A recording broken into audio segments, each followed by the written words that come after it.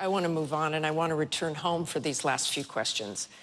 This debate is indeed historic. We have two Catholic candidates, first time on a stage such as this. And I would like to ask you both to tell me what role your religion has played in your own personal views on abortion. Please talk about how you came to that decision. Talk about how your religion played a part in that. And please, this is such an emotional issue for so many people in this country. Please talk personally about this, if you could. Congressman Ryan. I don't see how a person can separate their public life from their private life or from their faith. Our faith informs us in everything we do. My faith informs me about how to take care of the vulnerable, about how to make sure that people have a chance in life. Now, you want to ask basically why I'm pro-life? It's not simply because of my Catholic faith. That's a factor, of course. But it's also because of reason and science. You know, I think about 10.5 years ago, my wife Jana and I went to Mercy Hospital in Janesville, where I was born, for our 7-week ultrasound for our firstborn child. And we saw that heartbeat. Our little baby was in the shape of a bean. And to this day, we have nicknamed our firstborn child, Liza, Bean.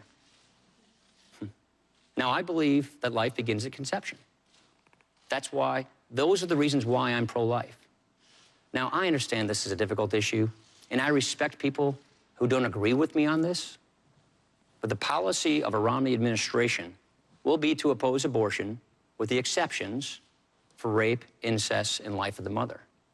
What troubles me more is how this administration has handled all of these issues. Look at what they're doing through Obamacare with respect to assaulting the religious liberties of this country.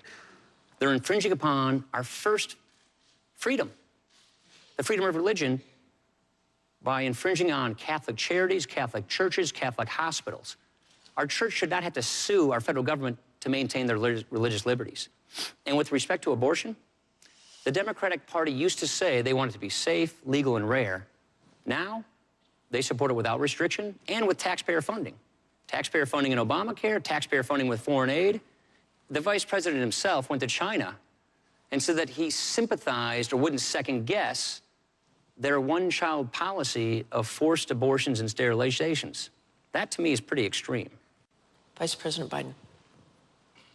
My religion defines who I am, and I've been a practicing Catholic my whole life, and it has particularly informed my social doctrine. Catholic social doctrine talks about taking care of those who can't take care of themselves, people who need help.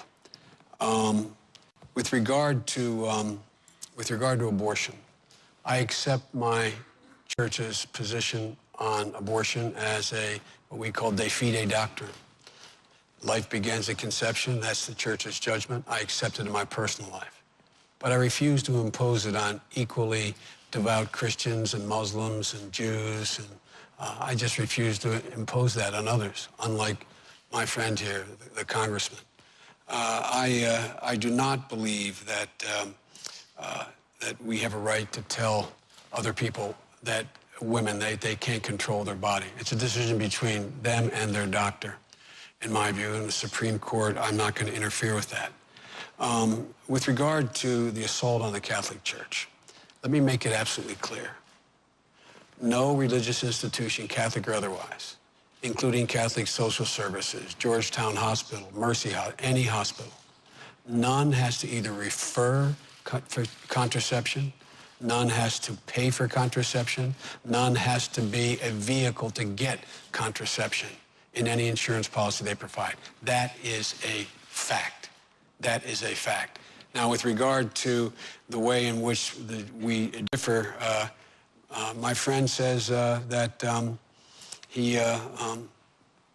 well, I guess he accepts Governor Romney's position now, because in the past he has argued that there's rape and forcible rape. He's argued that in the case of rape or incest, it would be a crime to engage in having an abortion. I just fundamentally disagree with my friend. Congressman Ryan. All I'm saying is if you believe that life begins at conception, that therefore doesn't change the definition of life. That's a principle. The policy of a Romney administration is to oppose abortion with exceptions for rape, incest, and life of the mother. Now, I've got to take issue with the Catholic Church and religious liberty. You have. If they agree with you, then why would they keep suing you? It's a distinction without a difference. I want to go back to the abortion question here. If the Romney-Ryan ticket is elected, should those who believe that abortion should remain legal be worried?